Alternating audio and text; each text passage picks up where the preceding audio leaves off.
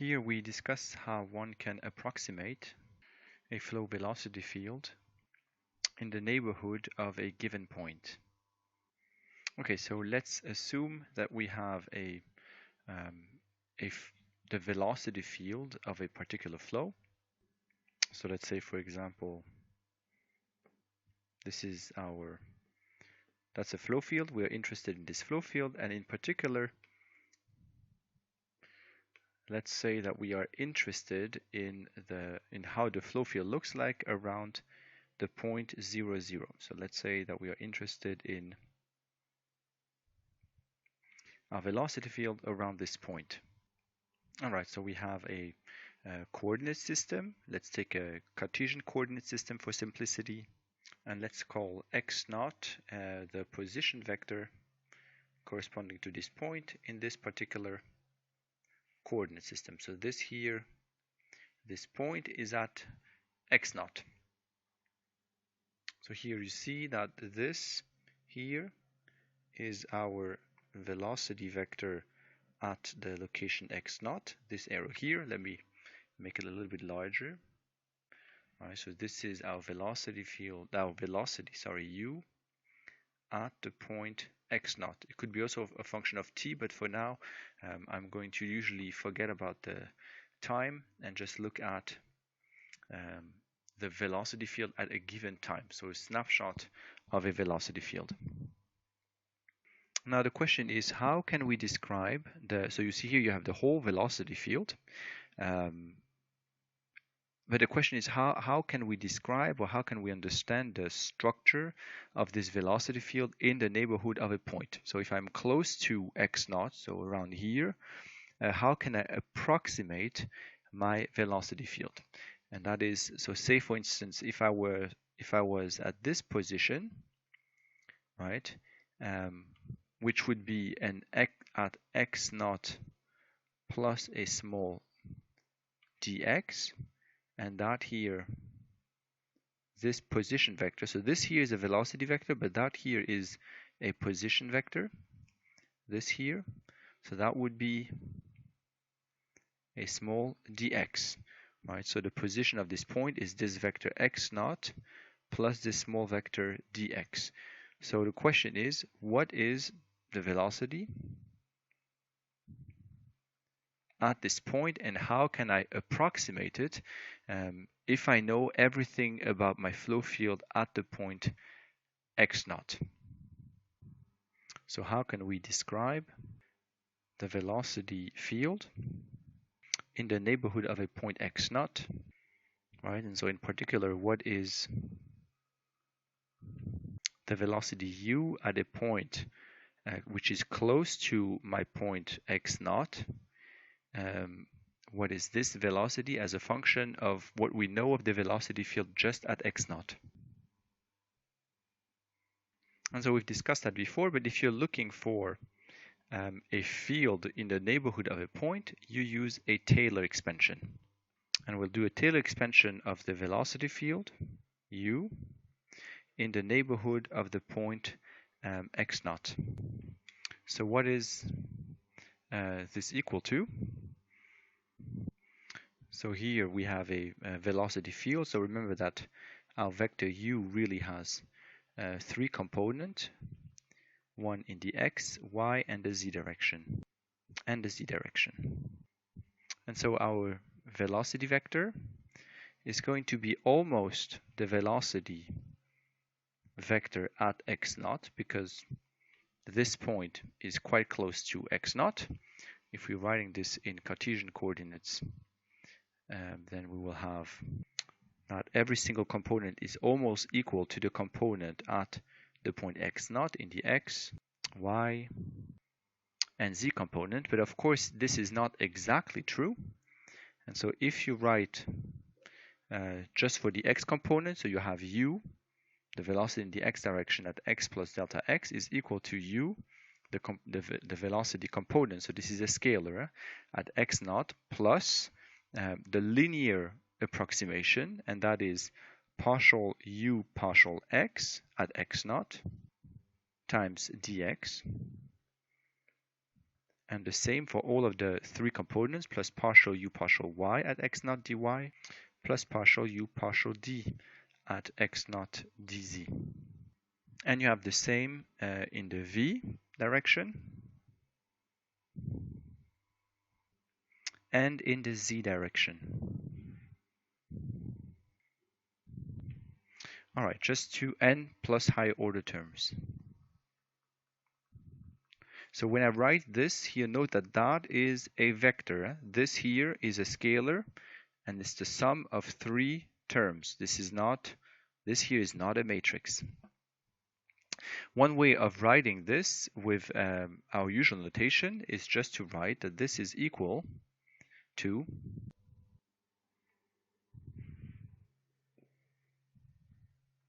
so as the gradient of our velocity field u at x naught. Note that this here is a matrix times dx. Just to clarify here,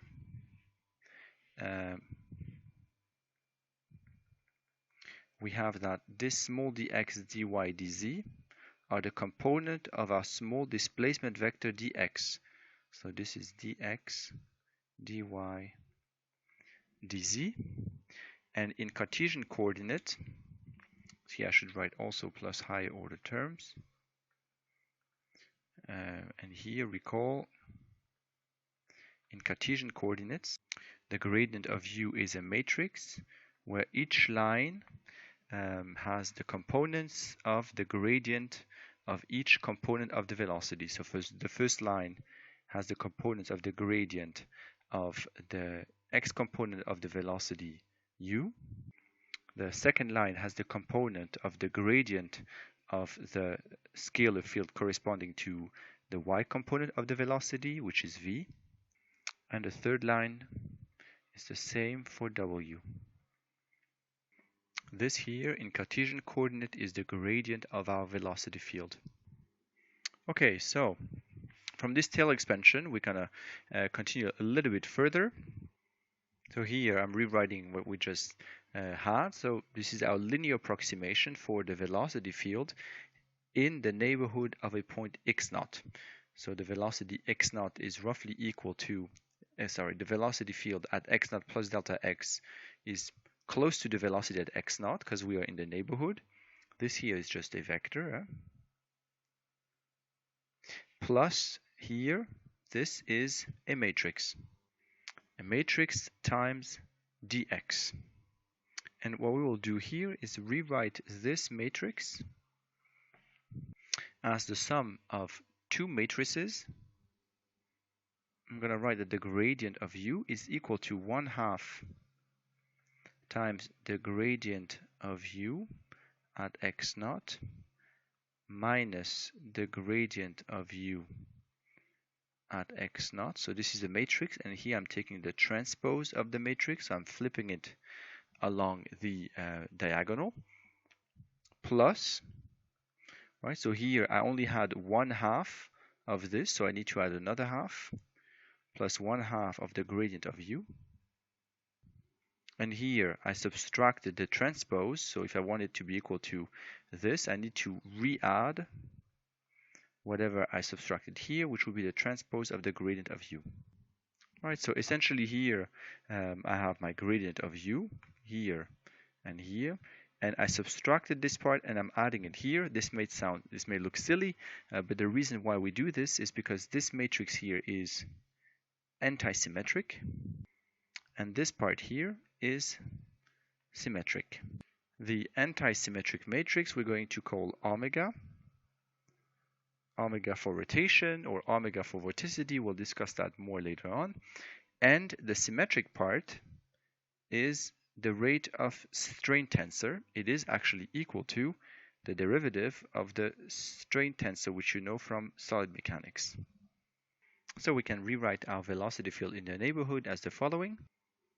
The velocity at a point close to x naught is equal to the velocity, almost the velocity at x naught, plus an anti-symmetric matrix times dx, plus a symmetric matrix, which is the rate of strain tensor, times dx.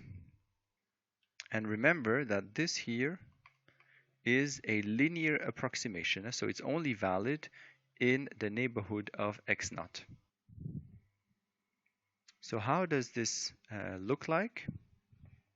So remember, this is where we started from. We said we are at this point here, x naught, and we want to express the velocity field anywhere here in the neighborhood of our point x naught. And what we found from Taylor expansion is that this is roughly going to be equal to, so the velocity at this point, say, is going to be roughly equal. So this is the velocity at x naught, you see it here. This is the velocity at my point x naught, say, plus some delta dx. And so this vector here, the velocity at this point, is going to be roughly equal to the velocity at this point, plus an antisymmetric matrix times delta x, which is the vector between those 2 points, plus a symmetric matrix times delta x.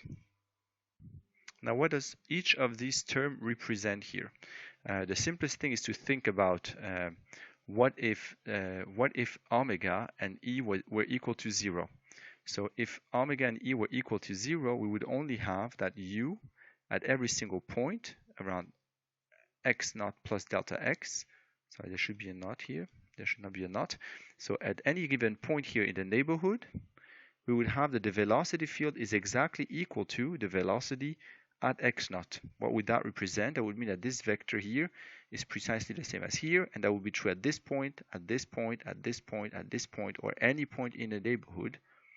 So that would be a velocity field, which would be represented by this. This is actually precisely this velocity field. This corresponds to that field. If those two were equal to 0, what does this represent? This represents a translation.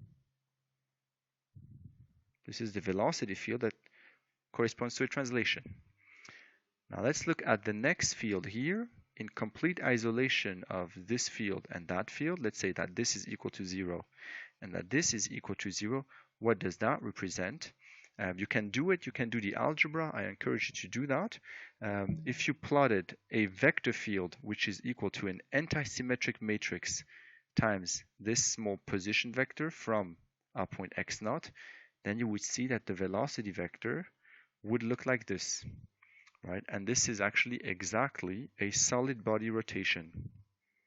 And then we're left with the last part. Again, if we wanted to have an idea what this flow field represents, just think about this being equal to 0 and this being equal to 0.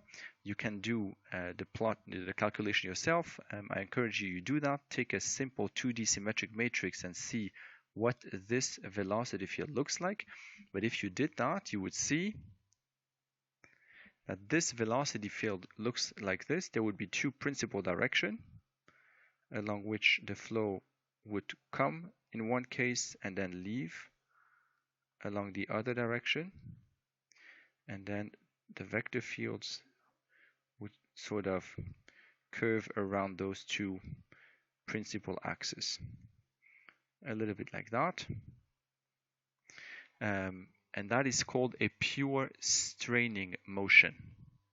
Here I present the vector field, which exactly corresponds to the E matrix of that velocity field at x naught. This here is called a pure straining motion. And you can see here, so this is part of a MATLAB script which is available on Brightspace. So this represents the velocity vector, the field corresponding to the velocity at x naught, so at this point. This is the solid body rotation, which corresponds to 1/2 of the gradient of u at point x naught minus the transpose of the gradient of u at point x naught. And this corresponds to this solid body rotation, and that is the pure straining motion, which corresponds to the rate of strain tensor computed at x naught. This is my linear approximation. Now, if I add those vectors, I take this vector plus this vector field, my translation, plus my solid body rotation, plus my pure straining motion. This is equal to my linear approximation, right? And if I add those three, I actually get this vector field. Now you look, this is my vector field, my linear approximation. This is the vector field that I started with. Clearly, those are not exactly the same, right? But you can see that in the neighborhood, in a rather large neighborhood around 0, 0, this vector field here, which is this linear approximation, which I have if I add those three, is quite similar to this one. On this last plot here, I plotted the two. Right? You can zoom in on that, and you clearly see around the point 0, 0, sorry about that, around the point 0, 0 here, you see that there is almost no difference between the vector field in blue, which is our linear approximation, and the vector field in black, which is the real field. And of course, the difference between the two becomes a little bit more pronounced as you're moving away from the origin. But remember, if you have a vector field, and in that case a velocity field, you can think about the velocity field locally around your point as a velocity field which would represent a translation, plus a velocity field which would represent a solid body rotation, right? If your object really was a solid, those are the only two that you would have, right? You would expect that your velocity field corresponds to a translation and a solid body rotation. But what you have on top, in addition, is a pure straining motion. That's the last part. And then you can really infer that these two represent objects that do not deform, and that all of the deformation is contained within the pure straining motion component of the velocity field.